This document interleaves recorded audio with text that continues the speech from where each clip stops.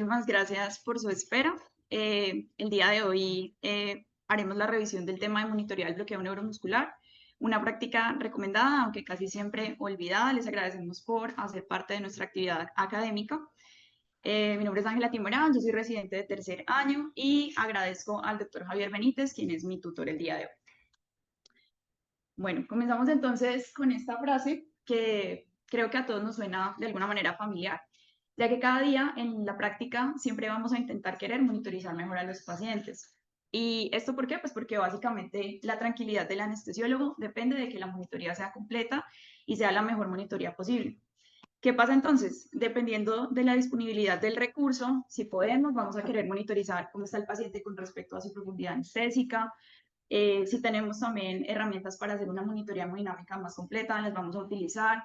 Si podemos, monitorizaremos nocicepción. Sin embargo, pues realmente nos interesa saber cómo está mi paciente con respecto al bloqueo neuromuscular.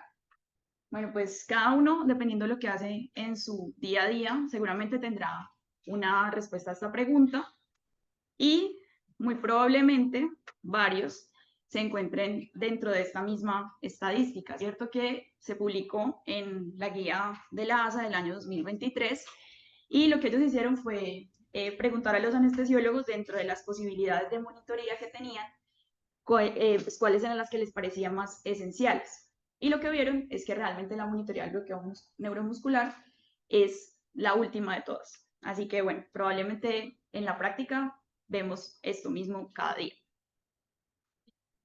¿Qué pasa? Pues paradójicamente, que estos medicamentos los usamos en actividades que son cotidianas dentro de la práctica del anestesiólogo, como manejar adecuadamente la vía aérea, favorecer las condiciones quirúrgicas en el procedimiento, incluso es crucial cuando el procedimiento requiere algún tipo de inmovilidad o en cierto momento de la cirugía o durante toda la cirugía. Entonces, si cada uno de ustedes lo piensa, pues obviamente dependiendo el tipo de anestesia que haya dado, pero probablemente, al menos quienes usaron anestesia general, seguramente usaron uno de estos medicamentos por lo menos una vez en el día. ¿Y qué pasa además? Que con el paso del tiempo, con la práctica, se ha ido minimizando esas consecuencias negativas que puede tener de alguna manera el uso inadecuado y se ha pasado como un poco desapercibido que esas implicaciones pueden ser incluso graves y que pueden comprometer al paciente con desenlaces que pueden ser hasta fatales. Bueno, ¿cómo haremos esta revisión? Pues básicamente vamos a empezar hablando algunos datos de epidemiología para ver si realmente es una problemática solo de nosotros y cómo está el mundo al respecto. Hablaremos algo muy rápido sobre algunas bases fisiológicas y algo de farmacología relacionada con estos medicamentos. Luego iremos hacia unos conceptos generales, sobre todo enfocados en conceptos de relajación residual y posteriormente pasaremos a hablar de monitoría, teniendo en cuenta algunos detalles que incluso son detalles técnicos, pero que pueden hacer la diferencia en el resultado obtenido. Y hacia el final de la charla hablaremos sobre las recomendaciones de las sociedades científicas, o sea, lo que se ha publicado en las últimas guías, y un poco sobre las nuevas tecnologías hacia dónde avanza la monitoría del bloqueo neuromuscular. Bueno, entonces tenemos este panorama, digamos que es un panorama a nivel mundial y empezamos en un país desarrollado, en el cual probablemente el problema no radique en que no hay disponibilidad del recurso para hacer la monitoría, ¿cierto?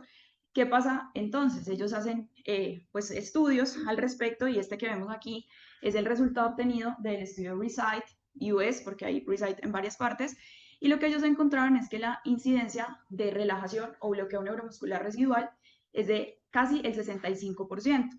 Ellos en este estudio buscaban, digamos, dos objetivos grandes. Uno, determinar cuál era esa incidencia de bloqueo neuromuscular residual y por otra parte también buscaban como establecer cuáles factores de riesgo se asociaban a este desenlace. ¿Y qué vieron ellos? 65% de los pacientes que se sometían a un procedimiento quirúrgico bajo anestesia general en el cual no se hacía monitoría cuantitativa rutinaria tendrían relajación residual y este porcentaje se elevaba significativamente cuando el paciente era atendido en un hospital que no tenía un contexto de perfil académico. De Estados Unidos nos vamos al otro lado del mundo y vemos cómo está Europa. Y encontramos estos datos que fueron sacados a partir del estudio popular que fue realizado en el año 2018 y nos muestra que de 17.150 pacientes que durante un procedimiento fueron expuestos a un bloqueante neuromuscular, la extubación de estos pacientes en 12.000 de esos casos se basó exclusivamente en criterios clínicos. De esos pacientes, 8.300 se extubaron sin recibir ningún agente de reversión y en conclusión, solo el 16%, o sea, aproximadamente 3.000 de esos pacientes fueron extubados realmente con un valor cuantitativo de un TOF mayor o igual a 0.9. Entonces, bueno, si así estamos a nivel mundial y en partes desarrolladas, ¿cómo estaremos en Colombia? Tenemos información de algunas ciudades de Colombia donde se han hecho estudios con respecto a esto. Empezamos con este que fue hecho en la ciudad de Barranquilla entre abril y diciembre del 2019. El estudio se publicó en el año 2020 y ellos lo que hicieron fue hacer un estudio de tipo multicéntrico en el cual incluyeron también hospitales universitarios y evaluaron cuál fue el manejo en 370 procedimientos bajo anestesia general con uso de un bloqueante neuromuscular. Y la sorpresa es que 370 procedimientos, 370 no se monitorizaron. Y diremos, bueno, de pronto no había disponible el monitor. Pues realmente el 94% de los anestesiólogos a cargo de estos pacientes tenía disponible el monitor. Sin embargo, pues el 91% decidió que extubaba al paciente basándose únicamente en criterios clínicos. Solamente 3% revelaron que realmente no lo usan porque no lo conocen, no lo saben usar. De Barranquilla venimos a Cali y tenemos este estudio que fue publicado en el año 2017, fue realizado también en un hospital universitario. Fue un estudio de tipo de corte transversal que incluyó 102 pacientes y en este no midieron incidencia, sino prevalencia y encontraron que la prevalencia en este caso para nuestra ciudad es del 42%. Hasta aquí podemos decir, bueno, de pronto estos estudios todos se publicaron antes del año 2023, que digamos que es un año que marca una diferencia porque es el año en el que las sociedades científicas publican sus guías. Pero vemos este estudio que es de este año, publicado en el año 2025, un estudio de tipo observacional, prospectivo, con 300 pacientes que se llevó a cabo en la ciudad de Medellín. Y pues ellos que ven, la incidencia de relajación residual sigue siendo de un 19% y solamente el 21% de los anestesiólogos monitorizan a sus pacientes de forma cuantitativa cuando se encuentran en este contexto. Entonces, todo esto nos llevó a pensar que definitivamente sigue valiendo la pena hablar de monitoría de la relajación y que, como veremos a lo largo de la charla, muy probablemente la mayoría no lo hacen y en muchos casos se hace, pero no tan correctamente. Bueno, hablando un poco como de la fisiología y la farmacología, algo muy rápido, sobre todo para contextualizarnos después en la utilidad de los fármacos reversores, pues recordamos cómo funciona la contracción a nivel muscular. Sabemos que está la placa neuromuscular, que está compuesta por esa terminal nerviosa de tipo motora y que se une, bueno, a los receptores que se encuentran a nivel de la membrana muscular. Tras la llegada de ese impulso a través de esa fibra nerviosa, se da la apertura de los canales de calcio, hay flujo de calcio, y ese calcio lleva a la liberación de acetilcolina desde las vesículas a la hendidura sináptica. Posteriormente, el calcio va a unirse a los receptores nicotínicos y esto va a llevar a la apertura de canales de sodio dependientes de voltaje, influjo de sodio. Todo esto va hacia el retículo sarcoplásmico. Bueno, pues realmente la despolarización que esto genera, se genera liberación de calcio y finalmente se da la contracción. ¿Qué hacemos entonces nosotros en la práctica? Aplicar un medicamento para inhibir o bloquear esta función de contracción. Dentro de eso, pues todos sabemos que hay dos grupos grandes, están los que actúan de forma despolarizante, en los cuales nos vamos a enfocar el día de hoy, porque en condiciones normales su tiempo de acción es muy limitado, entonces en la mayoría de pacientes no vamos a requerir ni monitoría ni reversión. ¿Cuáles son los que nos interesan el día de hoy? Pues básicamente los que funcionan de tipo no despolarizante, ¿sí? ¿Cómo funcionan? Pues los administramos, llegan hacia los receptores, hacen ocupación de esos receptores y desplazan la acción de la acetilcolina. Entonces, básicamente de esa manera se inhibe la despolarización y no vamos a tener contracción muscular. Este es como un recuerdo ahí de todos del libro de Miller sobre la duración o el tiempo de acción o duración clínica de los medicamentos. ¿Qué vemos? Los que nosotros usamos en nuestra práctica habitual se clasifican como medicamentos de acción intermedia. Y basados en digamos, en este principio farmacológico, es que después veremos que aplicamos algunas cosas en la clínica, pero que no siempre sucede. Vamos ahora a los fármacos que usamos para contrarrestar el efecto del bloqueante neuromuscular. Tenemos por una parte la neostigmina, que básicamente va a actuar inhibiendo la enzima acetilcolinesterasa, evitando que se dé la degradación de acetilcolina, colina y acetato, y de esta manera aumenta la disponibilidad de la acetilcolina a nivel de la hendidura sináptica y pues finalmente esta acetilcolina va a poderse unir a los receptores y recuperar la actividad central. Por su parte, el Sugamadex tiene un mecanismo de acción completamente diferente. Lo que va a hacer es básicamente encapsular esas partículas o esas moléculas del bloqueante neuromuscular e inhibir su acción, recordando que puntualmente este medicamento solamente cumple su función si estamos hablando de rocuronio o vepuronio. Y otro punto que siempre hay que tener presente es que todos los músculos no tienen igual respuesta frente a estos medicamentos. Hay algunos que van a actuar de manera más rápida, o sea, el efecto se va a alcanzar de forma más rápida, pero simultáneamente son los músculos más resistentes a la acción del fármaco. ¿Cuáles están en este grupo? Por ejemplo, el diafragma, y ahí también, aunque no aparece en la imagen, están los músculos abdominales superiores, que por tener una irrigación sanguínea importante van a alcanzar los niveles mucho más rápido y van a bloquearse, por decirlo así, de primeros. Seguidos por los músculos laringeos, el corrugador, que estos no es tanto por el flujo sanguíneo, sino por la proporción de receptores nicotínicos con respecto al tamaño de la fibra muscular. Y después vamos a encontrar el aductor del pulgar, que va a tener un papel relevante, digamos, en todo esto que vamos a hablar el día de hoy. Y los últimos van a ser los músculos faringeos, el músculo geniogloso, eso en el orden en el que se bloquean. Y con respecto a la resistencia, el diafragma, los músculos laringeos y el corrugador van a ser mucho más resistentes, es decir, que en ellos es prácticamente improbable que con las dosis habituales que usamos de bloqueo neuromuscular lleguemos a obtener un valor de TOF igual a 0. Y eso tiene una importancia en la clínica porque normalmente si nosotros tuviéramos una monitoría constante durante el transoperatorio, incluso teniendo un TOF de 0 en el aductor del pulgar, podemos ver que el paciente puede ventilar, que el paciente puede incluso toser o que el cirujano nos puede decir que el paciente está pujando o está haciendo fuerza y decimos, bueno, ¿cómo es eso posible si yo tengo un TOF y está en 0? Pues sí, realmente es por el comportamiento, digamos, de los músculos con respecto a esos medicamentos.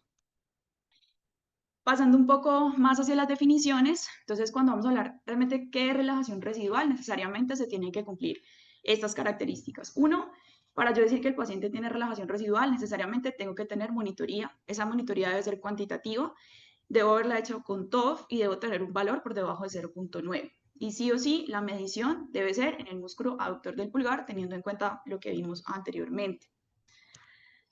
Y bueno, adicionalmente, pues todos los pacientes tienen el mismo riesgo de tener relajación residual. La realidad es que no. Estos datos son sacados de ese estudio que les mostré hace un rato de Estados Unidos, el RECITE, y para ellos era factor de riesgo ser hombre, tener índice de masa corporal por encima de 35 y el que ya habíamos mencionado, que es ser atendido en un hospital de tipo comunitario.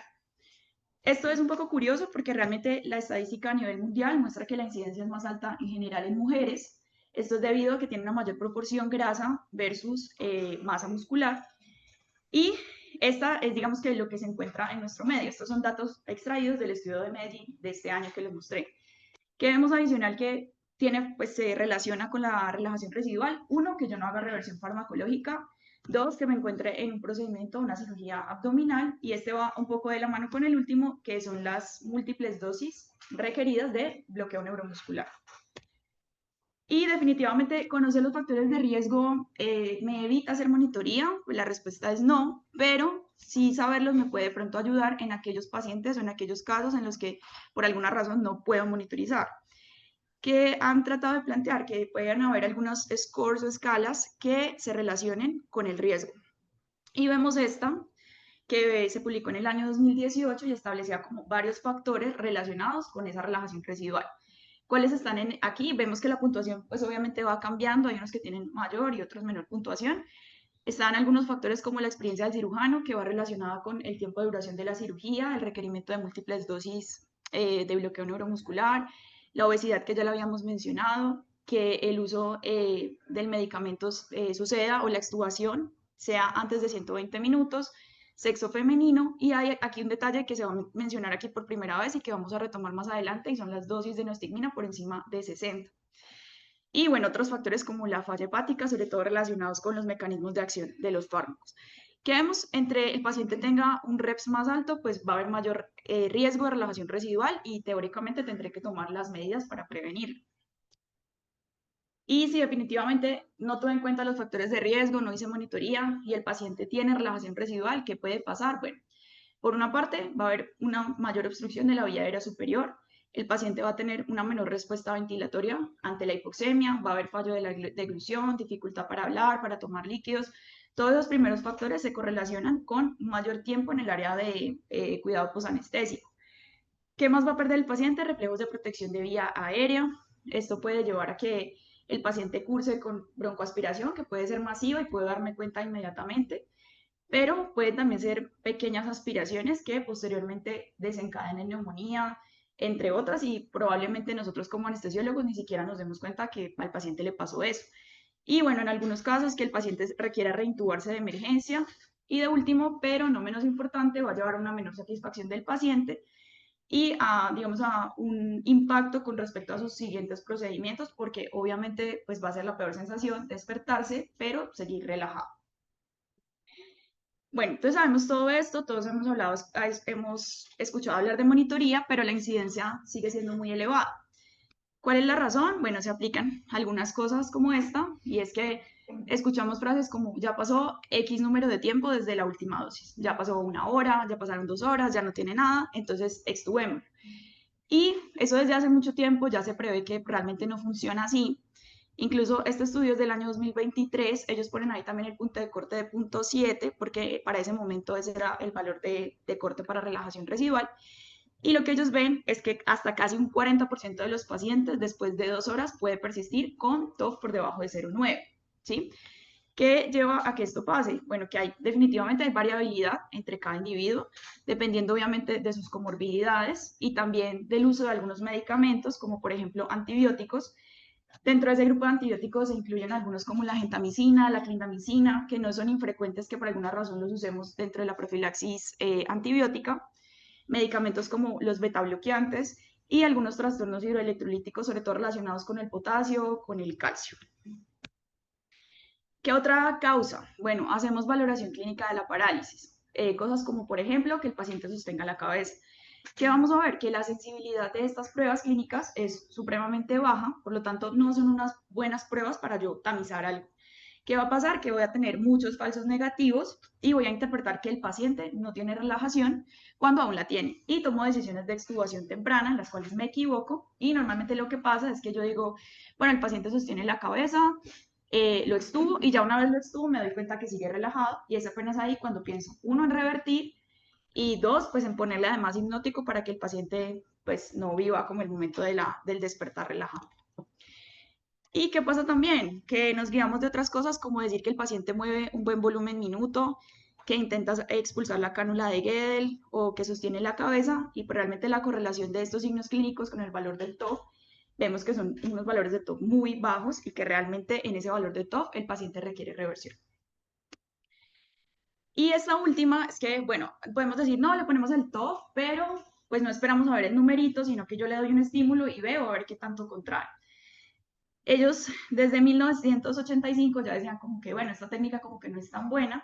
Y en este estudio hicieron una comparación de dos grupos, incluyendo un grupo de anestesiólogos que se consideraban muy experimentados porque hacían esta práctica todos los días. Y incluso en esos anestesiólogos que lo hacían todos los días, la tasa de acierto, o sea, de la correlación entre su observación y un TOF de más de 0,7, que para ese momento era el corte, solamente se dio en el 14% de los casos. Entonces, definitivamente, visualmente establecer el TOF tampoco es que sea la mejor medida para garantizar que no va a haber relajación residual. Pasamos entonces a hablar un poco sobre la monitoría. Cuando hablamos de monitoría, puntualmente necesitamos que sea un tipo de evaluación que yo la pueda hacer de una forma rutinaria, que sea reproducible en el tiempo y que me permita establecer que efectivamente ha sucedido un cambio en el entorno o en el estado de salud. Puntualmente, en este contexto, pues va a ser una prueba de tipo objetiva que me garantice que el paciente retornó adecuadamente a su función neuromuscular. Entonces, cuando tratamos como de adivinar, estimar fuerza de la contracción por medios visuales, pues no es reproducible, no es objetivo, entonces no es monitoría. Y cuando evaluamos los famosos signos clínicos, pues realmente tampoco es monitoría, ¿cierto? Ahí vemos unos que creo que todos algún día lo hemos hecho, lo hemos escuchado a otra persona hacer, y es decir que, bueno, el paciente mueve buen volumen, que me agarra la mano, que sostiene la cabeza, que eleva la pierna, y lo decidimos extubar basándonos exclusivamente en esto. ¿Cuáles sí serían formas de hacer monitoría? Bueno, utilizando alguno de estos patrones de estimulación del nervio periférico. Solamente para recordar, están todos estos y cada uno pues está incluido dependiendo del dispositivo que tengamos para hacer monitoría. Tenemos algunos como el single twitch, que va a tener una utilidad. Podemos usarlo uno para hacer precalibración de algo que vamos a hablar más adelante. También cuando en algún caso puntual, ante un bloqueante neuromuscular de tipo despolarizante, requiramos monitorizar, especialmente pacientes que tienen déficit de pseudocolinesterasa. Tenemos el TOF radio o la relación TOF, que es el que más vamos a hablar el día de hoy, y es la relación entre el cuarto y el primer estímulo. ¿Sí? Esta nos va a dar un valor que va a ser un cociente que va a ser en porcentaje. Y esto es muy importante porque es con la medición que realmente tomamos decisiones. También mencionaremos el TOF count, que lo mencionan algunas de las guías, entonces hay que tenerlo en cuenta. Y por mencionar otro, el conteo posttetánico, que tiene su utilidad cuando nos encontramos frente a un paciente con un TOF de cero, es decir, un paciente que tiene un bloqueo de tipo profundo. ¿Para qué me sirve? Hago la estimulación con PTC y dependiendo del valor que obtengo, sé que el paciente se encuentra más lejos o más cerca de empezar pues a revertir, ¿listo? Y a empezar a encontrar valores de TOF cociente. ¿Cómo puedo hacer el monitoreo? Entonces, hay varias técnicas de monitoreo que las vemos acá y hablaremos pues un poquito de cada una de ellas. La primera, la mecanomiografía, que básicamente evalúa fuerza de contracción muscular en respuesta a la activación del nervio. Es el gol estándar de medición, es la mejor de todas, digamos, desde el punto de vista de los resultados más acertados. Sin embargo, tiene una configuración que es complicada de usar, requiere equipos que son más voluminosos, requiere que igual el dedo esté libre de trabas. Entonces, con el paso del pero pues igual sigue siendo, digamos, el parámetro de referencia. Está la cinemiografía, que se basa en la ubicación de una tira de un mecanosensor que tiene este polímero piezoeléctrico que vemos en la imagen. Y cuando estimulamos el nervio, va a haber contracción del dedo pulgar y ese polímero va a generar una corriente eléctrica, ¿cierto? Este no es el más frecuente de todos, sin embargo, se encuentra en algunas, sobre todo en algunas máquinas de anestesia que tienen incluido dentro de la máquina la función de monitorización TOF. Entonces, igual hay que conocer. Está la aceleromiografía, que va a ser por ahora, digamos que la que más vamos a encontrar en todos los medios, es la técnica relacionada a todos los dispositivos que usamos comúnmente y esta medición va a estar basada en ley de Newton. Entonces, ¿qué va a evaluar? Básicamente aceleración del músculo en respuesta a un estímulo, entendiendo que esa aceleración va a ser directamente proporcional a la fuerza de contracción muscular. Esta es como la de este momento, la que encontramos, la que hacemos, pero no está libre de tener algunos inconvenientes. Uno, que requiero poder tener acceso a la mano, poder fijar correctamente la mano y que el pulgar me quede completamente libre. Si no se cumple ese criterio, realmente el valor que yo obtenga va a tener un sesgo y no me permite pues como tal tomar decisiones. ¿Qué otro problema grande tiene? Que requiere precalibración, ¿sí? Y esto es algo que muy probablemente, aunque las personas que hagan monitoría TOF, rara vez lo van a hacer. ¿Y en qué consiste? Pues básicamente que debo hacer una medición de ese valor en el paciente durante la inducción, pero antes de hacer la administración del bloqueante neuromuscular. Con esa primera medición voy a obtener un valor basal del paciente de respuesta en un 100% y a partir de ahí las siguientes mediciones van a ser en referencia al valor del propio paciente, ¿sí? Cuando no calibro, ¿qué va a pasar? Que los resultados que obtengo pues no van a ser del todo confiables y que en general voy a tener una sobreestimación de la recuperación de aproximadamente un 30%, entonces al final tomo decisiones cuando el paciente aún tiene relajación y esto me conduce a todo lo que vimos previamente, a las consecuencias de la relajación residual. Y bueno, esta sería la última de las técnicas, que sería la electromiografía. Estimulamos igual el nervio, pero no hacemos medición ni de movimiento ni de aceleración, sino de básicamente potenciales de acción. Esto le da una ventaja sobre las anteriores porque yo no necesito que la mano esté libre, no necesito que el pulgar se mueva sin trabas y además permite que haya monitoría en otros músculos como el aductor del meñique y el músculo interóseo dorsal. Esta técnica en el paso del tiempo se fue abandonando porque los dispositivos que habían disponibles anteriormente tenían demasiada interferencia con los equipos que se usaban en la sala y por otro lado implicaban que el anestesiólogo tuviera algo de conocimiento sobre interpretación de curvas de electromiografía. Entonces, progresivamente en el tiempo se fue abandonando y fue cogiendo fuerza la aceleromiografía. Sin embargo, ténganlo presente porque más adelante vamos a volver a hablar de la electromiografía. ¿Se cayó?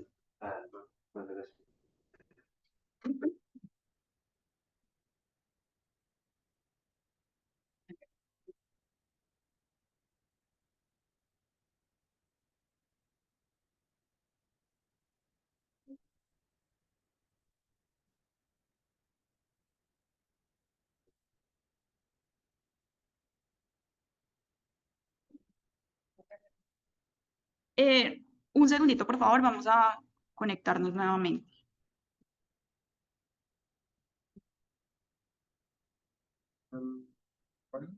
Tengo abierto mi internet. Estoy aquí.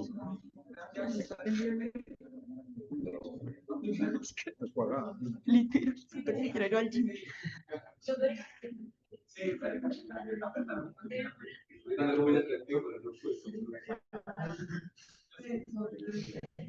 Ya volvió.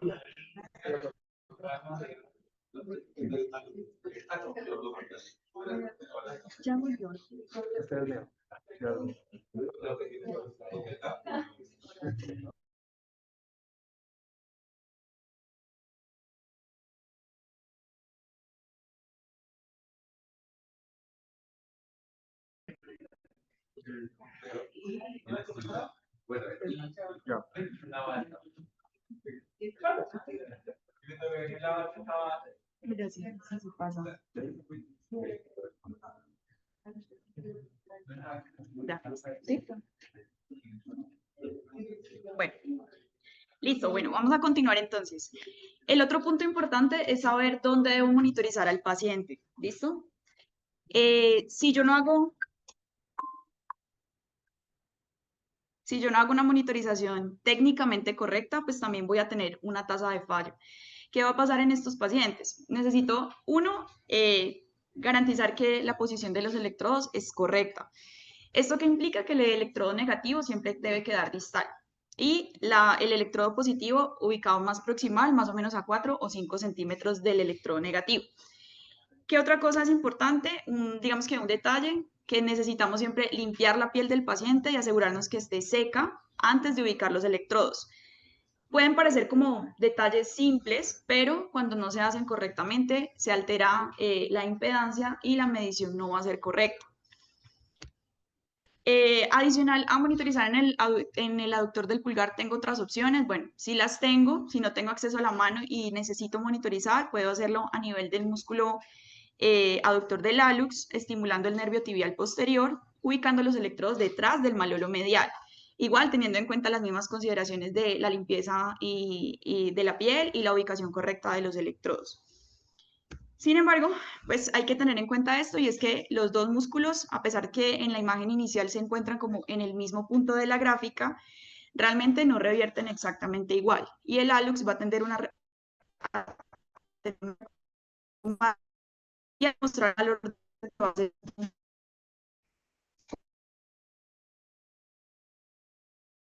hallux, yo encuentro un TOF de 0,9 o de 1, el TOF a nivel del pulgar va a ser de 0,7 o 0,8. Y esto hay que saberlo porque pues probablemente en un paciente con un TOF de 0,9 en el hallux sí requiera reversión. ¿Qué otra opción tengo? Bueno, puedo estimular nervio facial, ubicando los electrodos puntualmente en la fosa estilomastoidea y midiendo la actividad muscular a nivel del orbicular. Esto lo dejamos de último, es como la última opción de todas, porque por la distribución anatómica corremos el riesgo por cercanía de hacer una estimulación directa del músculo. Entonces, pues obviamente tiene como una tasa de fallo más alta y aunque lo mencionan por ahí, pues digamos que va a ser nuestra última opción. Vamos ahora a hablar de las recomendaciones actuales de las sociedades científicas, es decir, las conclusiones grandes que nos traen las guías con respecto a, uno, por una parte, monitoría, reversión y algunas de ellas dan también algunas recomendaciones sobre contextos en los que es correcto usar bloqueante neuromuscular. Vamos a enfocarnos principalmente en la guía americana y la guía europea que fueron publicadas en el año 2023 y la guía francesa que fue publicada en el año 2020. Y lo vamos a hacer como con esta dinámica que es a través de preguntas. Entonces, relajamos el paciente para garantizar una fácil ventilación. Bueno, probablemente todos estemos de acuerdo en que realmente hacerlo rutinariamente pues no sería la mejor de las conductas. Sin embargo, la guía francesa habla de este punto y nos dice que probablemente sí se recomienda hacer uso de una dosis de este medicamento cuando ya me enfrento a un paciente que es difícil de ventilar y hacen la salvedad de que se usaría independientemente de mi técnica anestésica, teóricamente no requiere relajamiento y cirugía lo requiere. Entonces, empiezo la inducción, puedo hacer uso de bloqueante neuromuscular y está, digamos que, respaldada la conducta. ¿Qué pasa si lo voy a intubar. Debo de proyectarse allá también. ¿Alguien más está charlando que yo que compré el internet? No, yo me salí. Bueno, Claro. sí. Bueno, si decidimos intubar al paciente, siempre debemos relajar para intubar. Bueno, este abre como un punto más de controversia porque en alguna medida siempre se dice que la relajación es para cirugías más largas. Si yo voy a hacer un procedimiento que es corto, que no requiere relajación la cirugía como tal, pues muchas veces se dice, bueno, le doy buen nivel de profundidad, le pongo buen propofol y lo intubo. Pues realmente la recomendación es que si lo voy a intubar, debo ponerle relajación, ¿sí? Ya la dosis se ajusta al requerimiento del paciente y del procedimiento, pero sí hay que relajar. Y la razón es que definitivamente hay mucha diferencia en el porcentaje con respecto a la condición de la intubación. Colocar aplicante neuromuscular paciente va a favorecer esas condiciones. Y por otro lado, pues disminuye la incidencia de lesión faríngea y lesión laringea, entonces pues no hay una excusa real para no poner. Normalmente, porque pasamos por procedimientos muy no, que el paciente se quede relajado técnicamente. Sería la verdad relajarlo y relajarlo y tomar la decisión dependiendo del paciente. Y bueno, ¿qué pasa si el dispositivo que voy a usar no tuvo un dispositivo praglótico? Relajante o relajante. Aquí también entra la discusión que en la práctica, creo que todos alguna vez alguien nos ha dicho, pues si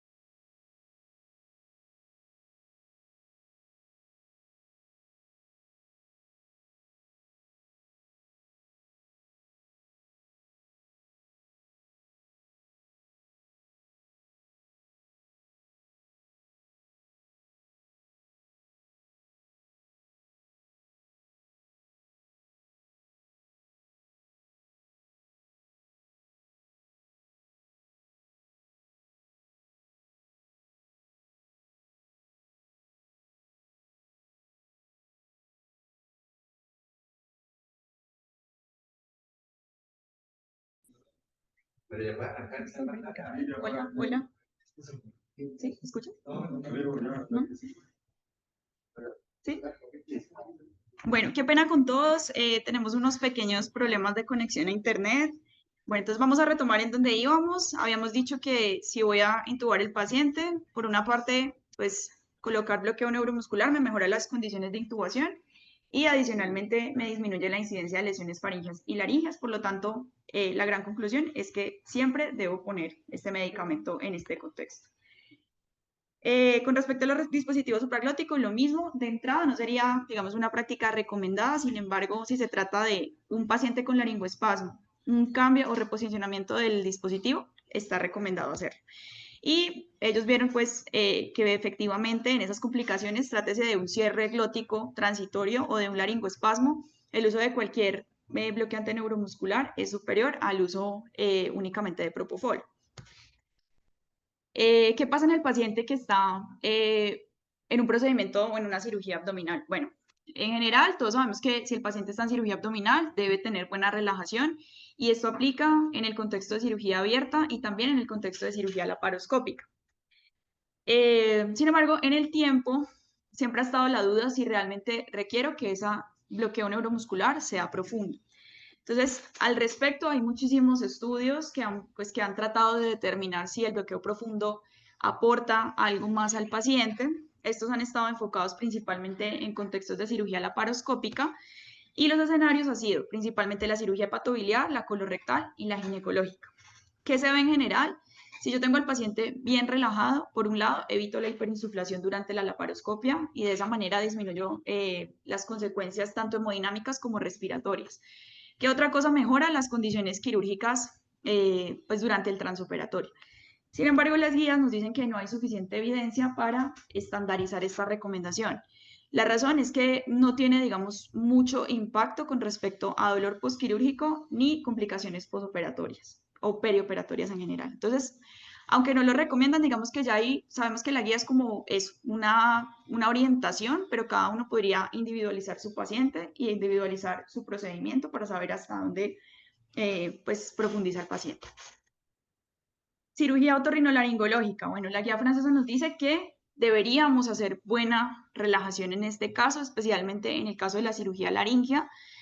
Y eso pues también se ha visto en estudios que definitivamente en este contexto mejora mucho el escenario o la condición quirúrgica y esto pues va a tener, aunque no tiene muchas diferencias con respecto a eventos adversos en el posoperatorio, sí va a tener una mejor exposición del campo quirúrgico, va a garantizar que las cuerdas vocales estén inmóviles y va a facilitar que el cirujano pueda hacer su trabajo bien y que probablemente el resultado de la cirugía sea más óptimo. Y bueno, esta pregunta creo que ya la hemos ido respondiendo durante toda la revisión. ¿Siempre debemos monitorizar? La respuesta es sí. Siempre y siempre monitoría cuantitativa, idealmente monitoría con cociente TOF. ¿Por qué debemos monitorizar? Bueno, el comportamiento del paciente a lo largo del transoperatorio con respecto a su bloqueo neuromuscular no es estable y solamente la única manera de yo saber en qué punto me encuentro es tener esa monitoría cuantitativa. Entonces vemos en esta imagen cómo se va comportando el paciente en el tiempo desde el minuto cero que empezamos la cirugía hasta el momento de la extubación. Ellos aquí en esta imagen nos ponen también cómo se vería gráficamente hacer la precalibración, que sería esa primera parte de posinducción antes del bloqueante neuromuscular y después de la administración del bloqueante vemos cómo empieza a suceder el bloqueo. Teóricamente, el mejor momento para realizar la intubación es cuando garantizo que el TOF es igual a 0.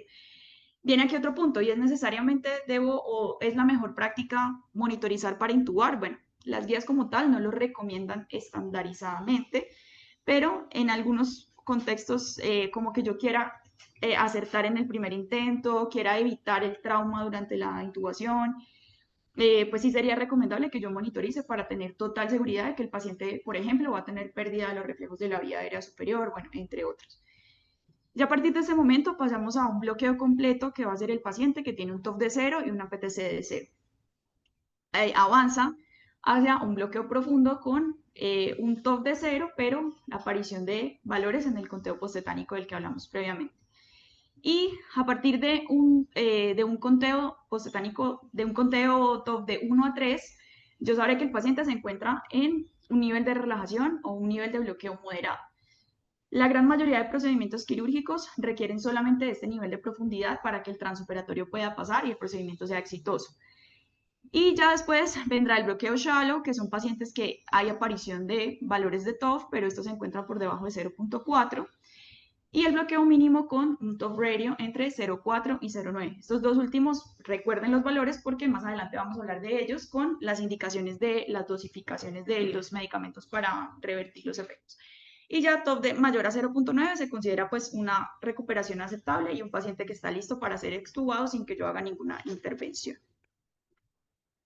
¿Qué más vemos? Pues la diferencia en relajación residual definitivamente es muy significativa cuando yo decido hacer monitoría de tipo cuantitativo, al igual que el impacto en los desenlaces, ¿cierto? Eventos críticos respiratorios, obstrucción de vía aérea, paciente que va a estar con hipoxemia en la sala de recuperación.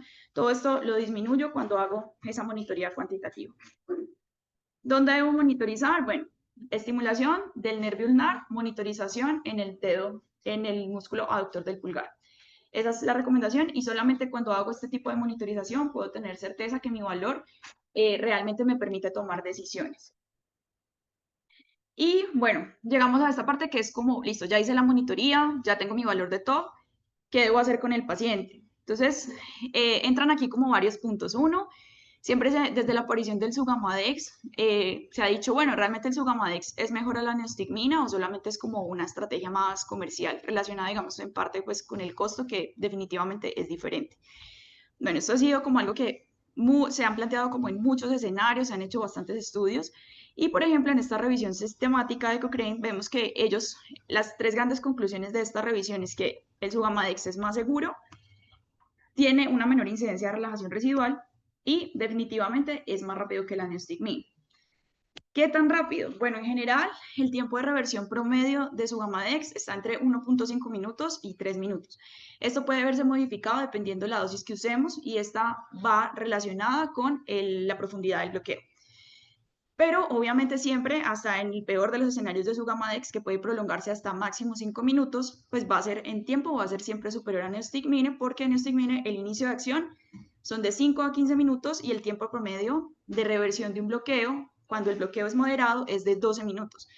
De aquí sale como ese concepto popular o no sé cómo decirlo, que en cirugía siempre decimos, si usé neostigmina, 10 minutos y lo extuvo, ¿cierto? Es a partir de aquí. Y este otro punto que nos dice cuánto se tardaría un paciente en revertir desde un bloqueo profundo, serían más o menos 48 minutos, es lo que nos explica por qué yo no debo usar neostigmina en este tipo de bloqueo. Adicional a que predispone al paciente a hacer relajación paradójica y otras cosas. Pero cuando yo pongo en bloqueo profundo neostigmina son 48 minutos, es decir, que si aplico la conocida frase de los 10 minutos, siempre voy a estar extubando al paciente cuando todavía tiene relajación. ¿Hay más factores que influyen en el tiempo de recuperación? Sí, no es igual un paciente que estoy dando anestesia total intravenosa o anestesia que está basada principalmente en administración de Propofol versus el paciente que está con Seborana. Los tiempos de reversión son más prolongados en el paciente que está recibiendo Seborana que en el paciente que está recibiendo Propofol. ¿Y qué otra cosa pasa aquí? Entonces decimos, listo, el Sugamadex de alguna manera es algo superior. Pero las guías nos siguen diciendo, aunque por ejemplo la guía americana dice Sugamadex se recomienda sobre neostigmina, pues sigue apareciendo la neostigmina ahí dentro de pues, las opciones, ¿cierto? Uno, porque sabemos que los relajantes como el cisatracurio pues no tienen respuesta frente a la acción de Sugamadex. Y dos, porque es una opción válida siempre y cuando yo tenga una monitoría y pueda saber que el paciente tiene un bloqueo neuromuscular para la guía americana mínima. La guía europea nos dice, en general se recomienda Sugamadex. ¿Por qué? Porque se puede usar, como ya dijimos, en cualquier grado de bloqueo. Y ellos dan un valor un poquito más bajo. Para ello se puede poner este medicamento desde un bloqueo shallow, es decir, desde un bloqueo que nos muestre un TOF de 0.2 o del 20%. Y en esto difiere un poquito la guía francesa. Para ellos Sugamadex no es sistemáticamente superior a neostigmina, tienen como un perfil un poquito más, ellos mismos lo dicen ahí, como más conservador desde el punto de vista financiero. Y en general recomiendan el Sugamadex sí o sí cuando se trata de bloqueos profundos y que requieran una reversión inmediata, una reversión rápida por alguna razón. En conclusión, si vemos ahí los valores que nos dan las tres guías, podemos sacar como cosa grande que cuando yo tenga un TOF En un bloqueo mínimo siempre puedo usar neostigmina. Y que cuando esté por encima del 20%, también apoyándonos pues como en la recomendación de la guía europea, puede usar neostigmina. De resto, si el paciente tiene un bloqueo mayor a eso, debería usar su Gamadex si estoy hablando de rocuronio o becuronio. Bueno, esto ya lo mencionamos ahorita. Y hay otro escenario y es cuando yo digo, bueno, no tengo monitoría o no la voy a hacer y el paciente yo creo que le falta un poquito o bueno, no estoy muy seguro, pero entonces mejor lo revierto. ¿Qué pasa? Si yo le administro neostigmina a un paciente y su TOF era mayor a 0,9, no es tan bueno como pensamos. Por una parte, va a tener una implicación sobre el aumento de la presión de cierre, ¿cierto?, en la vía aérea. Y por otra parte, va a tener una caída de la actividad electromiográfica de los músculos como el geniogloso, el tensor del velo del paladar y los músculos faríngeos. Estos dos puntos, digamos que se traducen en colapso de la vía aérea. Entonces, no es como tan bueno decir, bueno, por si acaso le voy a poner neostigmina y resulta que el paciente ya estaba para extubar, ¿cierto? Tenemos pues como el efecto contrario al que queremos. Y la otra cosa de la cual nos hablan las guías es que siempre después de hacer reversión farmacológica necesito hacer monitorización posterior. O sea, yo no puedo decir, tengo el paciente con tal TOF, le puse neostigmina o le puse su Gamadex y listo, lo tengo en cuenta el tiempo y lo extubo. No, porque la verdad es que se ha visto que sin confirmación el Sugamadex hasta en el 2,2% de los casos hace relajación residual, o sea, el paciente puede seguir relajado, y la neostigmina, este porcentaje es más significativo, casi del 45%. Entonces, la gran conclusión, después de administrar el medicamento, monitoricen siempre al paciente antes de llevarlo a recuperación. Bueno, con respecto a las dosis, estas dosis no nos debemos quedar como con ese concepto de que su Gamadex es igual a la ampolla entera, ¿sí? Esto va a depender del grado de bloqueo, es decir, que la mejor forma de optimizar y sabiendo que el Sugamadex pues, es un poco más costoso que la neostigmina, la mejor forma de evitar los sobrecostos es que yo monitorice al paciente y le ponga solamente la dosis que el paciente necesita. Cuando se trata de bloqueo moderado, bloqueo shallow, bloqueo mínimo, ese paciente con una dosis de 2 miligramos por kilo tiene pues suficiente Sugamadex para revertir el bloqueo neuromuscular.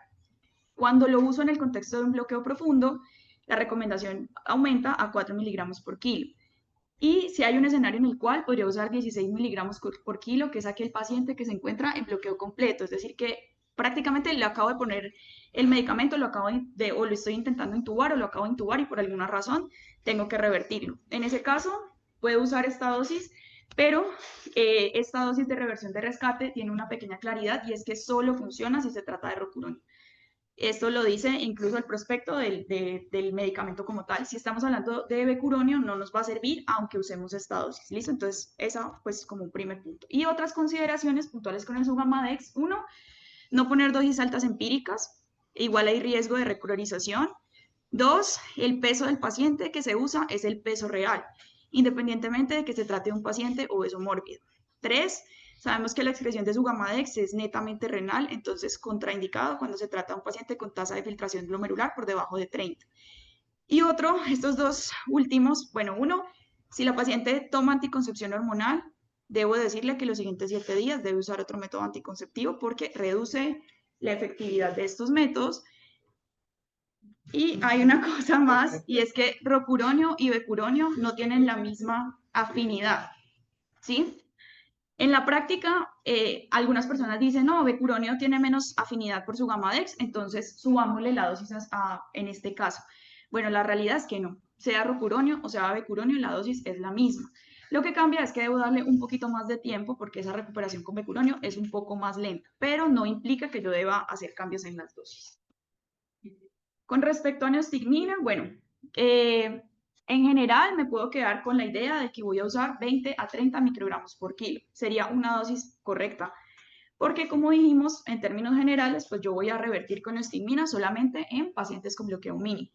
Si decido hacerlo en un paciente que tiene TOF de 20 o de 30, puedo poner hasta 50. Y no me debo pasar de ahí porque ese exceso de neostigmina conduce a un exceso de acetilcolina en la placa y una sobreestimulación, por decirlo así, o una unión que puede ser incluso paradójica y va a actuar la neostigmina como si fuera un relajante tipo despolarizante y el paciente va a hacer relajación. Entonces, siempre evitarlo. Ya vimos por qué nunca, nunca, nunca usen neostigmina si el paciente tiene bloqueo profundo. Y dejo aquí al otro lado el algoritmo que plantea la guía francesa, que es más o menos parecido, Ellos nos dicen TOF menor de 4, que vendría siendo pues bloqueo profundo. Mantengo la anestesia, doy tiempo y vuelvo a monitorizar. Y cuando está por encima de 4, uso neostigmina. Y viene aquí el otro punto, y es que obviamente al inhibir la acetilcolinesterasa, ese exceso de acetilcolina no solamente sucede exclusivamente en la placa, sino que también lo vamos a tener en los órganos efectores del sistema nervioso parasimpático y se va a ir a unir a los receptores muscarínicos que se encuentran en estos órganos. Entonces, siempre que usemos neostigmina, siempre hay que usar atropina. ¿Listo? Obviamente la dosis, pues la sabemos, 0.01 a 0.02, pero siempre, siempre, siempre que usen neostigmina, siempre asociarlo a atropina. Y bueno, la recomendación que ellos aquí ponen, ya la habíamos mencionado previamente, siempre verificar que el TOF efectivamente nos muestre un valor de recuperación antes de extubar al paciente. Bueno, entonces hasta aquí las lecciones aprendidas, sobre todo con respecto al tema de la reversión. No revierto sin tener monitoría, entonces eso 1. 2, siempre tengo que tener muy claro cuál fue el fármaco que usé y que no todos los agentes reversores funcionan en todos los casos. 3, establezco con la monitoría cuál es la profundidad del bloqueo y de acuerdo a eso tomo decisiones con respecto a la indicación del fármaco y cuál es la dosis correcta. Y pues tengo en consideración que los tiempos para los dos agentes no van a ser iguales antes de monitorizar al paciente por última vez. Bueno, ya vamos hacia el final. Vamos a hablar algo muy general sobre las nuevas tecnologías y hacia dónde avanza la monitoría en este contexto. Bueno, como les dije hace un rato, pues no son nuevas del todo, porque realmente es electromiografía, que es una técnica que ya se había usado anteriormente. Sin embargo, pues con algunas variaciones. ¿Qué llevó al advenimiento de estos nuevos monitores? Uno, que pues hay mucho más contextos en los que se usa cirugía laparoscópica y cirugía robótica, y como mencionamos, por la posición en la que va el paciente, no es el mejor escenario para hacer uso de la aceleromiografía. ¿Qué otra cosa pasa? Pues esas posturas hacen que esa medición pierda precisión hasta en un 16% y en general la aceleromiografía tiende a ser sobreestimación de la recuperación. Hicieron este estudio en el que hicieron una comparación en el mismo paciente ipsilateralmente, estimulación y medición simultánea de aceleromiografía y electromiografía. Y lo que vieron es que al hacerlo los dos, pues realmente la aceleromiografía siempre tiende a hacer una sobreestimación y por otro lado, pues en conclusión la electromiografía es más precisa y más segura. ¿Por qué? Por lo que vimos inicialmente, que es lo que está midiendo, que son básicamente potenciales de acción. Esto, bueno, otros estudios que concluyen lo mismo. En general, electromiografía se parece más a mecanomiografía, que es como el gol estándar. Tiende a sobreestimar menos y en general los dos generan el mismo grado de disconfort en el paciente. Entonces, en ese sentido, pues sería indistinto usar cualquiera. ¿Qué tienen de nuevo los monitores de electromiografía que pues, se están ya comercializando?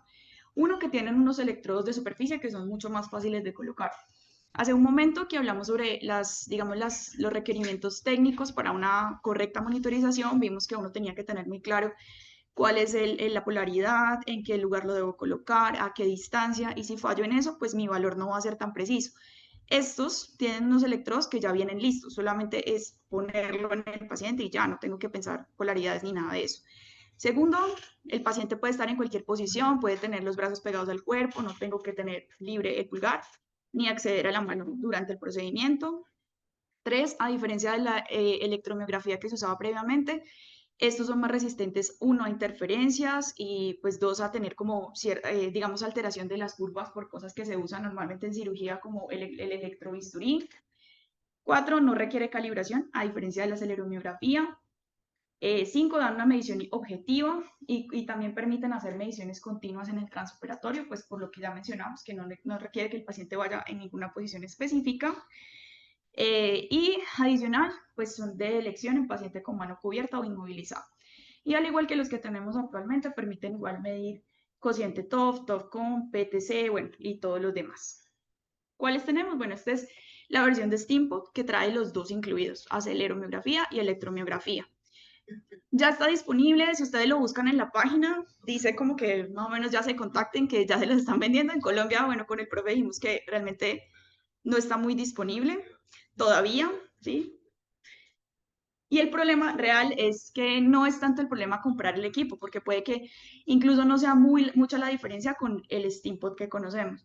¿Dónde viene el problema? Que esto pues tiene una ventaja y es que ese electrodo está listo para poner, pero necesariamente cada vez que yo lo vaya a usar tengo que comprar el electrodo. Entonces, obviamente eso va a incrementar el costo. Y es su única gran desventaja versus lo que usamos actualmente, ¿sí? Esta es como, bueno, esta es como la versión de Steamfood y hay otros como este que se llama Tetragraph, que como lo ven, lo ubican ahí como dentro de los dispositivos que tenemos para monitoría y funciona solamente dándole play y ya. O sea, lo ubico en el paciente puede ir en cualquier posición y me va a dar los valores, me permite monitoría continua. Estos crean tendencias durante la cirugía, gráficas, bueno, de todo, hasta lo pueden enlazar al celular y tener ahí como la información del paciente. Y este último es como muy parecido, Twitch View. ¿Listo?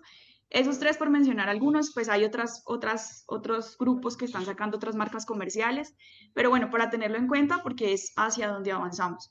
En estos casos, estos dos últimos solamente tienen medición por electromiografía y pues a diferencia de lo que había previamente, yo no necesito saber nada de electromiografía, no necesito interpretar ninguna gráfica, ninguna curva, nada. Él nos va a dar los valores y pues ya, eso es como todo.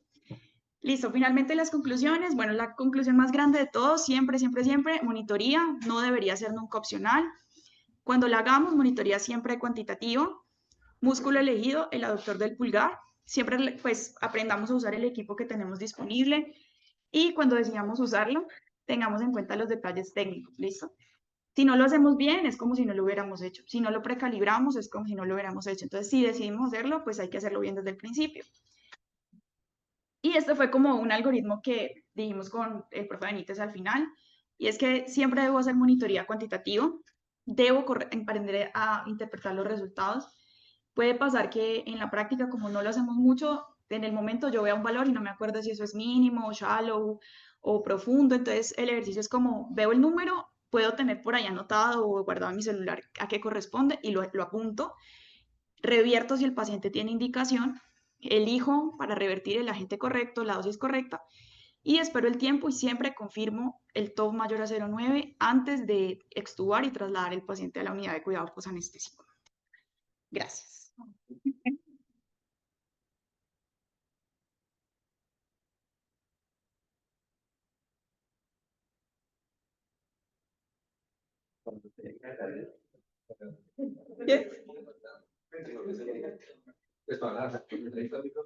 Sí, aquí tiene que hacerse aquí yo puedo hablar. Ve, mira, si le preguntas, porque es que acá. No, bueno. Ustedes no tienen ninguna. No, espérate, yo la hago. Bueno, pues hágase aquí. Ya puedo hablar normal. Entonces, primero quería felicitar a la doctora Timarán por la excelente y muy completa charla. Eh, este siempre es un tema que incluso es infravalorado por los propios colegas.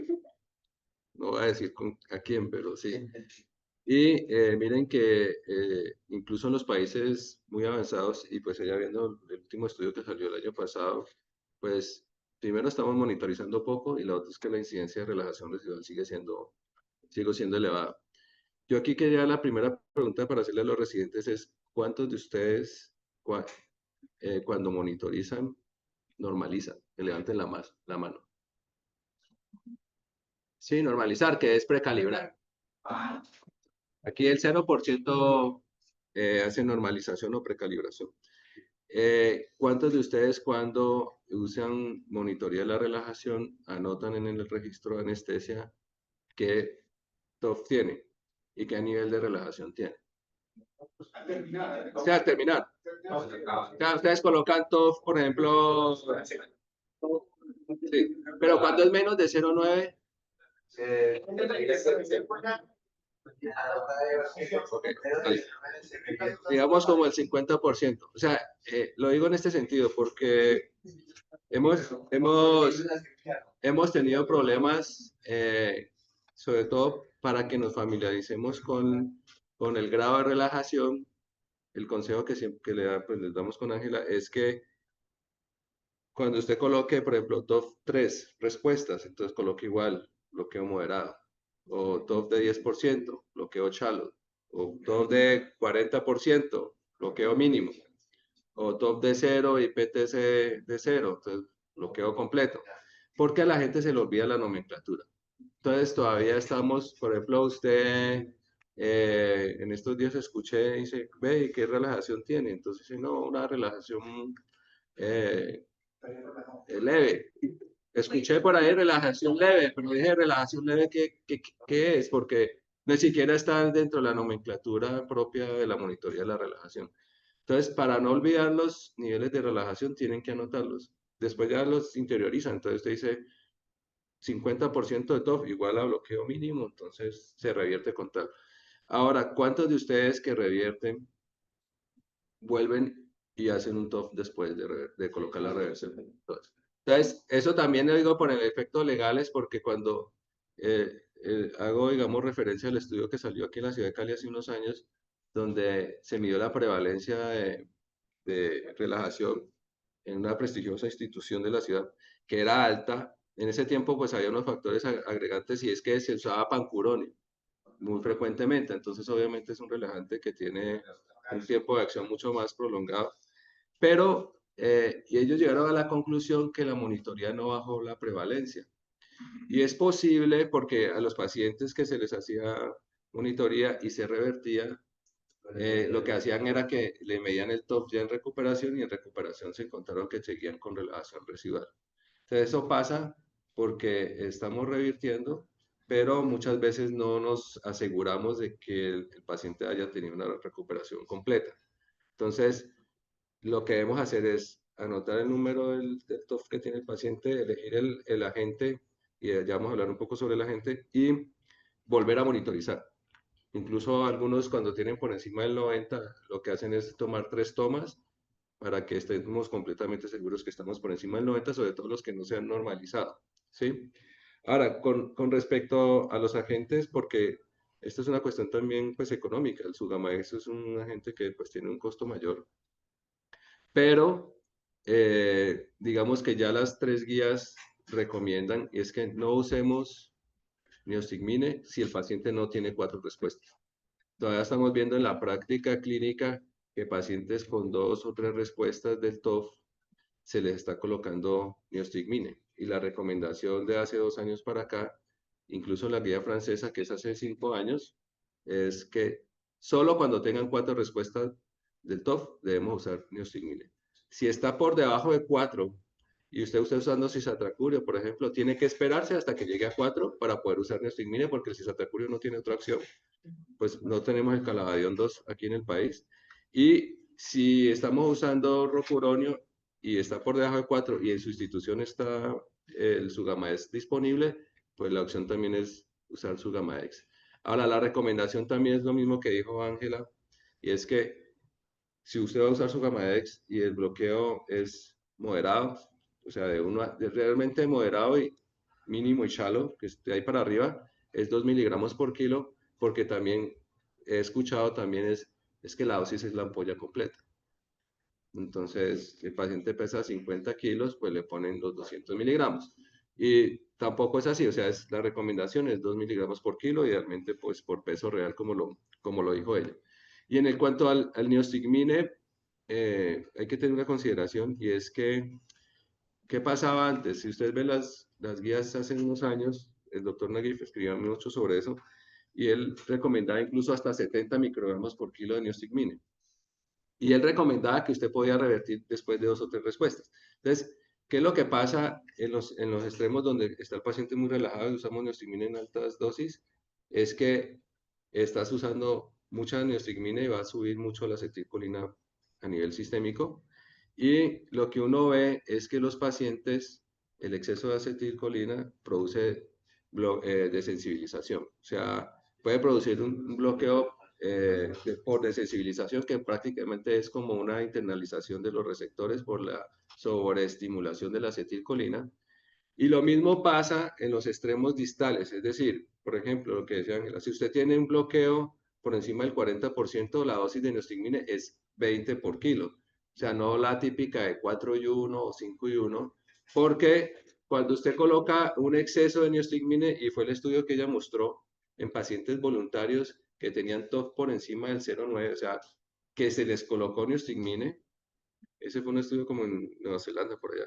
Lo que se vio es que en pacientes voluntarios sanos, cuando usted coloca neostigmine, claro, hay tanta acetilcolina que la acetilcolina produce una sobreestimulación del receptor de internalización, o sea que hay un bloqueo por desensibilización y el paciente termina haciendo relajación paradójica por el neostigmine. O sea que si usted coloca una dosis más alta de la que usted considere o coloca una dosis al ojo y el paciente ya está por encima del 90%, ese paciente posiblemente paradójicamente puede tener bloqueo por el uso excesivo de la neostigmine. Hay otras teorías también, y es que parece que la neostigmine puede producir un bloqueo de canal abierto, es decir, que se mete dentro del canal y pues impedir la transmisión sináptica.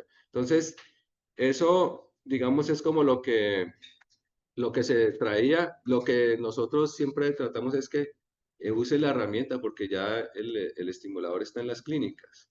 Pero miren que no normalizamos o no precalibramos. Si usted va a usar el TOF al final, idealmente debería precalibrar al inicio.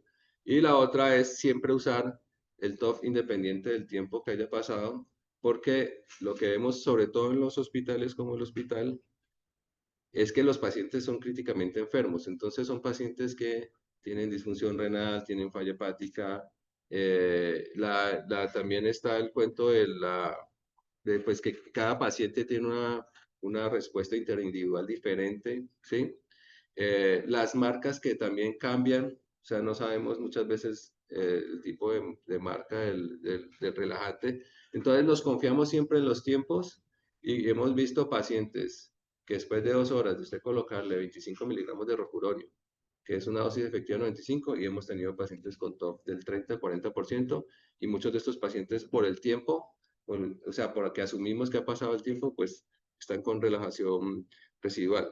Entonces, eso es como lo que les traía. Quería agregar una cosa, y es que en Europa hubo una preocupación en el estudio popular, porque el estudio concluyó que el uso de relajantes era más peligroso para los pacientes, es decir, los pacientes hacían más, más complicaciones respiratorias por el uso del relajante. Entonces, pero lo que realmente se vio cuando se hizo el análisis, como fue lo que dijo Ángela, es que solo 12.000 pacientes, o sea, solo fue por criterio clínico. O sea, muchos pacientes posiblemente hicieron complicaciones respiratorias porque salieron con relajación residual y hacen todo este cuento de eso.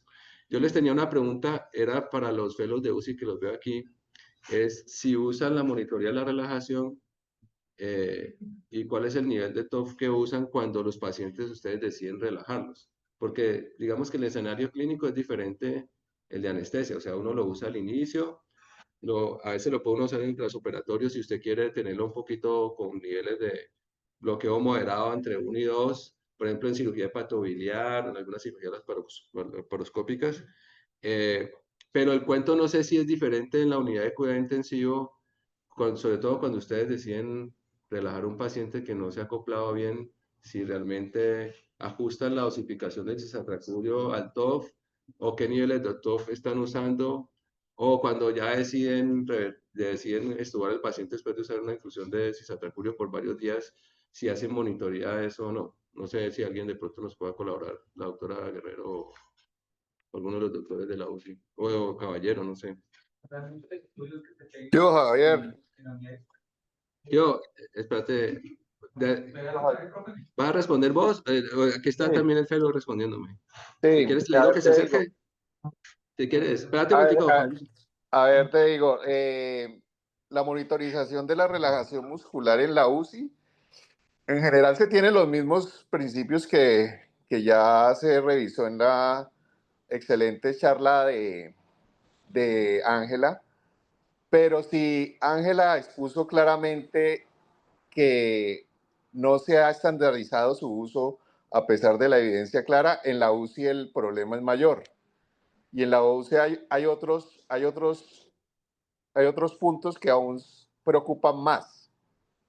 Por ejemplo, el uso prolongado de bloqueantes neuromusculares en situaciones como SDRA severo, pacientes con hipertensión endocraniana, estatus epiléptico.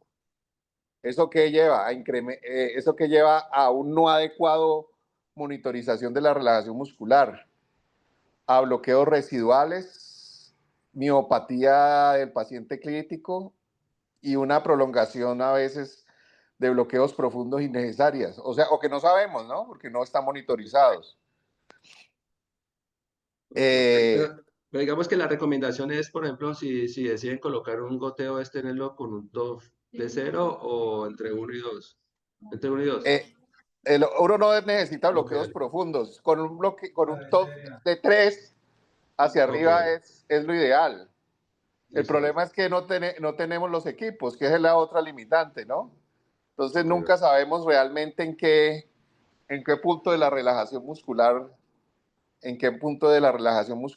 estamos, ¿no? listo. Ok, perfecto. La recomendación en general para un SA severo, que es donde uno de pronto quiere una relajación, el top, para el top ideal sería un bloqueo parcial, un top de 1, 2, máximo Ok, 3. a 2 de TOF. O sea, un bloqueo moderado, pues. Listo. Exactamente. O sea, uno no necesita Y, tener y digamos que la gente que usa es bloqueos cisatracurio profundos. idealmente. ¿Ah? Cisatracurio. Listo, dale, perfecto. Cisatracurium o rocuronium. Entonces, las guías, la mayoría se han hecho con cisatracurium. Pero mira Listo. que no sé si ese sea el tema de refrigeración o de almacenamiento de la medicación, pero, pero realmente a uno hacerle, cuando a veces le hacemos, la relajación es muy subóptima con el cisatracurium. Listo, dale. ¿Hay alguna pregunta? No, no, Pablo quería hacer Quería dar una una Dale, sí, por favor. Perdón.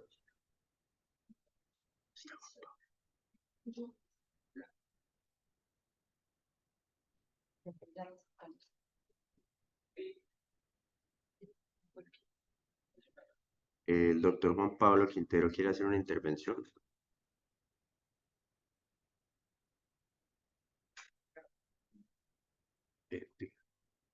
Eh, profe Caballero, ¿se puede hacer el favor? Ah, listo, ya. ¿Me escuchan? Sí, Juan. Ah, bueno, perfecto. Primero, muy bien, muy buena presentación, Ángela. Felicitaciones. Y pues eso es una pregunta abierta realmente. Aunque, bueno, primer punto, el doctor Benítez tiene razón. Uno no lo calibra. Puntualmente, en mi práctica, ¿en qué momento lo pido? En una cirugía puntual que se llama Sugar Baker, pero no lo calibro. Obviamente necesitamos tener un muy buen plano de relajación de la pared, porque es cirugía abdominal mayor. Hay otra parte que no sé si pues me la salté porque estaba un poco distraído, es respecto a la temperatura. ¿Qué tanto afecta la temperatura del paciente en cirugía larga sobre el bloqueo neuromuscular? Y el otro punto es pues, que nosotros casi no monitorizamos la temperatura. En cirugías por encima de 4 horas. Probablemente, o lo que se ve es que sí afecta un poquito la temperatura, sobre todo con los. De resto, ¿qué les quería contar? Ah, y lo otro, hay cirugías muy puntuales en donde se usan infusiones de racuronio, 6, 8 horas de racuronio. Es obligatorio monitorizar. Y lo poco que alcancé a ver cuando se hacía eso, que era puntualmente para robótica, era que te vas a comer muchísimo su Gamadex. Porque las infusiones de 6, 8 horas de Roku, así sea a hacer por kilo hora, son muy difíciles de revertir. No sé si algún otro colega pueda aportar en ese punto. Pero en general, muy buena presentación, Ángela. Felicitaciones. Gracias, Juan. Sí, Juan Pablo. Digamos, como ella dijo, el problema de la monitoría o es que los relajantes tienen pues mucha interacción con varios medicamentos. Ella habló pues ahí de betabloqueadores, habló de antibióticos, sobre todo tipo clindamicina. El Eh, magnesio. por ejemplo, el sulfato de magnesio, que a veces lo usamos como para anestesia multimodal o en Ujú. pacientes embarazadas. Acuérdense que el sulfato de magnesio produce un bloqueo del canal P presináptico tipo L, entonces puede, digamos que disminuir la biodisponibilidad de acetilcolina desde forma presináptico y aumentar la relajación residual. Y otro de los problemas que se tiene es que es la temperatura, sí. O sea, el paciente que está hipotérmico, digamos, lo que se ha visto es que tienen mayor incidencia de relajación residual. Entonces, en cirugía mayor, pues idealmente siempre se debe tener monitoreo de la temperatura, porque lo que se ha visto, sobre todo, por ejemplo, algunos medicamentos como el cisatracurio, que ustedes saben que son dependientes del pH y de la temperatura, el metabolismo, pues si el paciente está hipotérmico, posiblemente ustedes van a tener más incidencia de relajación residual, ¿sí? Entonces, la temperatura sí tiene una influencia. Ahora, con respecto a las infusiones de rocuronio, pues ya hay incluso algunos como modelos farmacológicos, farmacocinéticos, en los cuales uno podría simular rocuronio y posiblemente uno podría tener menores incidencia de relajación tan profunda, porque si no, como lo dices, vas a tener que usar pues dosis altas de Estás Sugamax, porque hablando del modelo que colocó David en la aplicación aditiva. sí, más que todo ese modelo. Ujú. Porque si no van a tener siempre que usar Sugamax. Primero, si el TOF está en cero, tendrían que hacerle un conteo postetánico para ver si vas a usar 4 por kilo o 16 por kilo. Entonces, sobre todo eso es lo preocupante, y sobre todo porque pues, en muchas instituciones la disponibilidad de Sugamax pues, no es tan fácil y es un medicamento que es costoso. Y digamos que si no usas infusiones, que es lo que a veces aquí les decimos a los residentes, es que si usted va a usar bolos de relajante, porque no vas a usar una infusión, sino bolos, acuérdense que cada bolo de la misma dosis va a prolongar la DUR 25. O sea, la DUR 25 es el tiempo en que se recupera la contracción en la estimulación simple en un 25%. Entonces, cada bolo que usted coloque de la misma dosis va a prolongar más la DUR 25 y digamos que la predecibilidad de qué tan fácil, tan rápido se va a recuperar el paciente ya no es fácil. Entonces, lo que uno siempre recomienda es que si usted va a colocar bolos, los bolos subsecuentes sean un poco de menor dosis para que la DUR 25 no sea tan afectada. Pero sí, o sea, yo creería que en el caso de si usted va a usar infusiones, la recomendación sería usar TOF continuo y si uno ve que el paciente está con niveles muy profundos, pues uno podría bajarle a la infusión de del relajante. Sí, yo entiendo que en el Sugar Baker es una gran preocupación porque vos tenés primero que tener muy relajado al paciente y dos, pues está la etapa esa hipertérmica y todo ese cuento y después toca enfriar al paciente. Entonces los cambios en la temperatura siempre van a tener muchas modificaciones sobre el metabolismo del relajante. Entonces, esa es una cirugía que sí o sí el relajante va a ser muy afectado y siempre debe tener monitoría pues continua. Es como Sí, es verdad. Incluso ahorita en Sugar se está hablando si hacen la fase de high-pec con presiones altas o bajas intraabdominales. ya. ¿Aló? Sí, no, ya, sí, te escuché. Sí. Bueno, Juan, ¿puedes repetir lo último que dijiste? Que ahorita en Sugar, en la fase de high-pec, pues hay como una discusión en donde tú puedes hacer el high-pec con presiones altas o presiones bajas intraabdominales, creyendo que la presión intraabdominal alta puede mejorar, digamos, la distribución pues, de la quimio. sí, Pero entonces vas a tener un paciente que duraste 4 horas muy relajado porque tiene abdomen abierto y le están quitando absolutamente todo y el cirujano te va a pedir un TOF de máximo 2 a entrar a sí, una fase en donde querés presiones altas intraabdominales para tener una mejor dispersión del medicamento. Entonces lo que a uno le toca hacer es, bueno, TOF relajarlo. y revertirlo. Sí. Pues ahí sería la opción, sería su gama S, creería que La no, única. pues como que no hay lío con él, pues Y tocaría con eso. hay otra salvedad que lo viví, pues como por experiencia, pero en la literatura no está como tan claro. Cuando administras sulfato de magnesio y colocaste rocuronio, no en infusión, sino en bolos. Ejemplo, inició hace 3 horas la cirugía y me da por colocarle magnesio por lo que sea, Sí, multimodal. Ese magnesio a la larga va a prolongar muchísimo y es independiente del tiempo de finalización o de administración del rocuronio. sí. O sea, lo que yo te decía es que en el caso del sulfato de magnesio, el mecanismo no es sobre el receptor posináptico, sino sobre el Sí. receptor presináptico. Entonces, el problema es que los niveles de magnesio sí pueden afectar la relajación, pero ya no sobre la placa en sí posinápticamente, sino presinápticamente. Por eso uno puede ver algo de relajación, inclusive cuando ya ha pasado mucho tiempo de rocuronio. Toca tener en cuenta eso cuando uno vaya a administrar todo ese tipo de medicamentos. De menjurjes, así es. Aquí hay una pregunta sobre si combinar neostigmine y Sugamax. Bueno, Esa pregunta es bastante interesante. Eso, hay una publicación de hace unos 2 o 3 años en los cuales lo que se hacía era que los pacientes se les colocaba neostigmine, se les colocaba, perdón, una dosis de Sugamax para llevarlos hasta el 4%, hasta 4 de TOF, y después, no, era al contrario, perdón, se les colocaba neostigmine. Si el paciente no se recuperaba, se les colocaba Sugamax. ¿Sí? Entonces, hay un estudio turco de eso, en los cuales, como para evitarse los costos, colocaban neostigmine cuando tenía 2 o 3 de TOF, y cuando el paciente tenía 4 respuestas, se les remataba con una dosis de Sugamax. En ese caso, lo que se vio es que los pacientes que se les colocó Sugamax exhibían relajación residual, algunos pacientes en el posquirúrgico. Y la explicación sigue siendo la misma. O sea, cuando usted coloca neostigmine en dosis altas, vas a tener mucha acetilcolina. Y claro, cuando usted coloca el rocuronio, como bien lo explicó Ángela, el rocuronio lo que hace es que encapsula, perdón, el Sugamax. Cuando usted coloca el Sugamax, encapsula todo el rocuronio y lo saca de la placa. Pero como ya has puesto neostigmine previamente, tiene demasiada acetilcolina el paciente. Y la acetilcolina produce desensibilización aguda.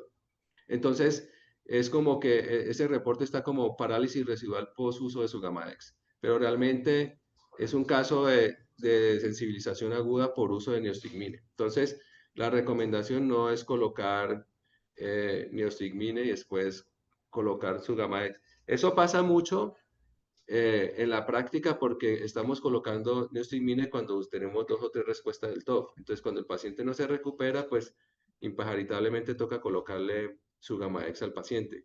Como han sucedido estos reportes, pues la recomendación de las guías es muy clara y es que no usen neostigmine cuando el paciente esté muy relajado, o sea, estamos hablando de bloqueo profundo, completo o moderado.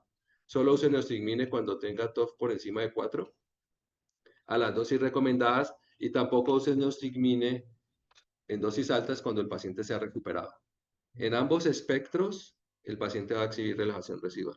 Entonces, por eso ellos son muy puntuales con las dosis de neostigmine y la recomendación es que cuando el paciente esté casi recuperado, la dosis sea muy baja, que sea 20 microgramos por kilo, y cuando el bloqueo es shallow, que sea máximo 50 microgramos por kilo. Entonces, no es una recomendación usar Sugamax y neostigmine, o sea, ni siquiera por costo-efectividad.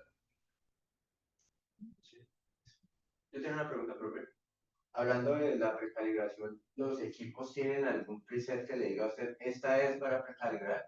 Pues, No, Pues pues, usted lo usas asume. una, o sea, haces es un un top. top normal, también se puede hacer con single Sí, Eso. sí, con Solveig se puede hacer. O sea, cuando uno va a hacer, él lo llaman ese shot, eso es, uno va, o sea, no que hoy es viernes, que hoy es viernes y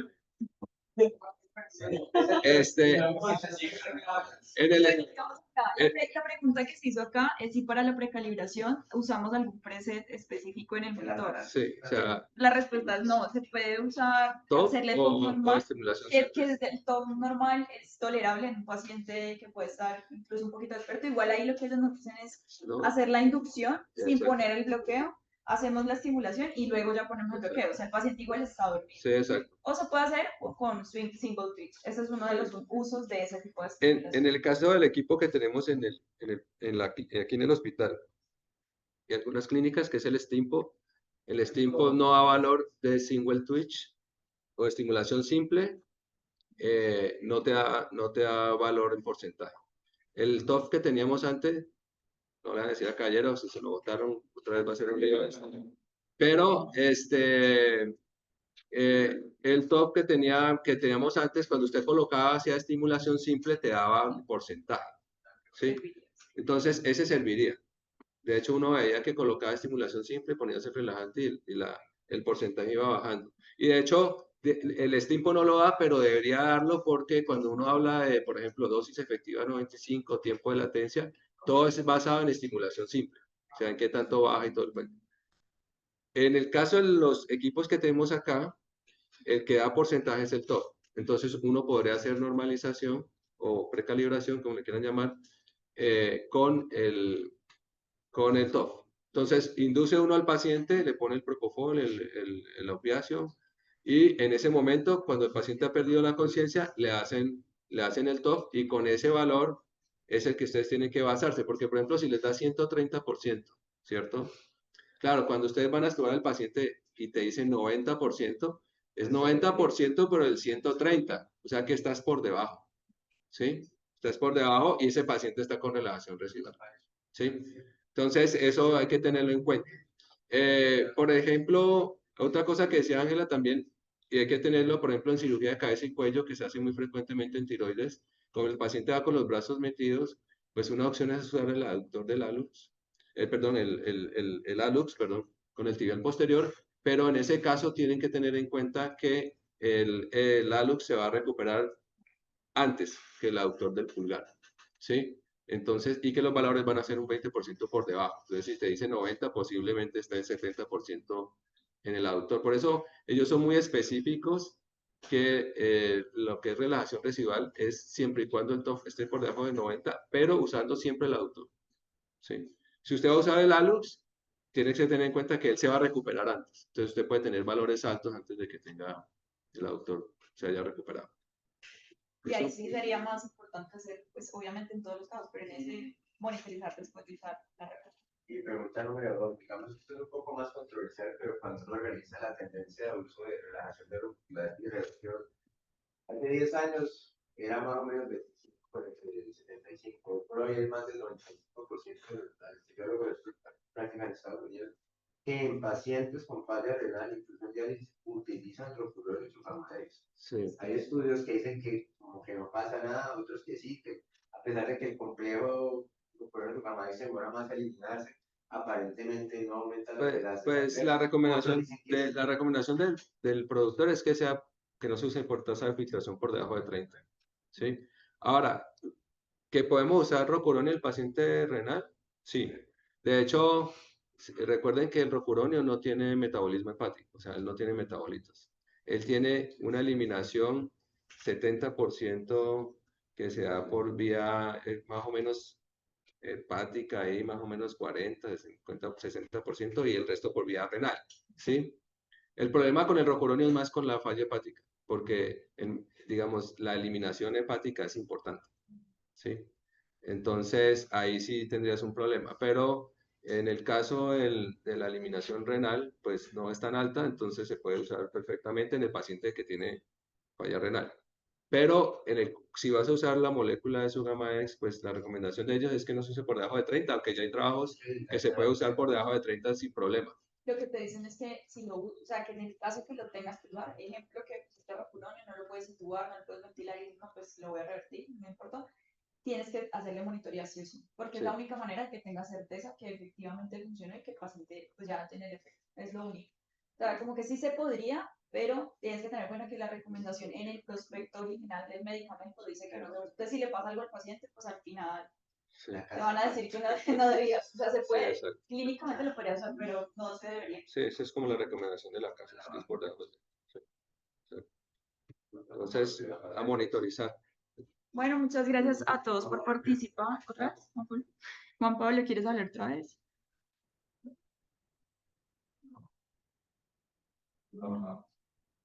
Bueno, yo creo que ya. Bueno, muchas gracias a todos por participar de nuestra actividad académica. Los esperamos pronto en un nuevo tema.